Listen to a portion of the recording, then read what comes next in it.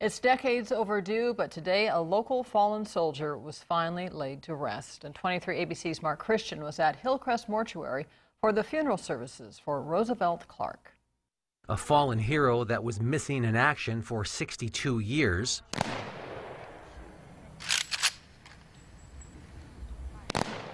Received full honors at Hillcrest Memorial Park.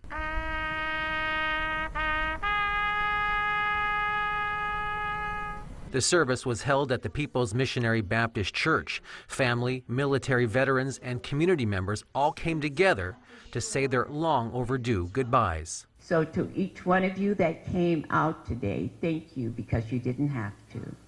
Thank you, thank you, thank you. Army Private First Class Roosevelt Clark will finally rest in peace back on American soil, something his family has always been praying for. It is a closure for us after 62 years and not knowing anything at all.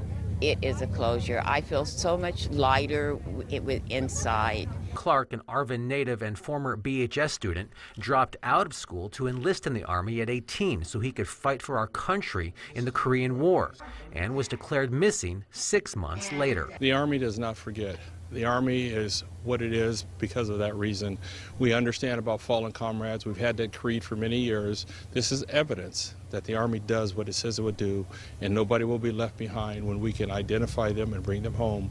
Now, just recently, the military confirmed that some of the remains that were given to them in the 1990s by North Korea belonged to Clark. To be honest with you, it never just crossed my mind. I just knew Jack was gone, and we would never find his remains, and that was it.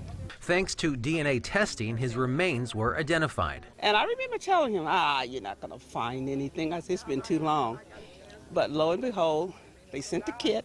Renty was contacted by the military about 5 years ago to perform the DNA test. About a year and a half later, he called me. He says, guess what? I said, what? He said, we found a match. In Northeast Bakersfield, Mark Christian, 23 ABC.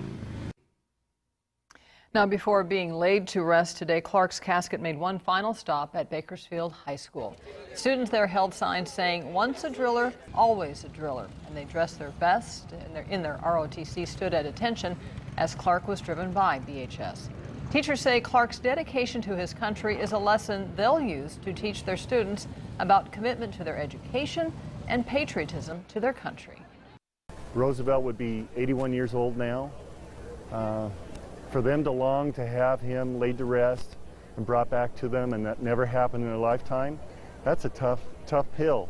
And I think that news like this getting passed along in Kern County is a huge thing. Major Chris Fink says this will finally bring closure to his remaining family.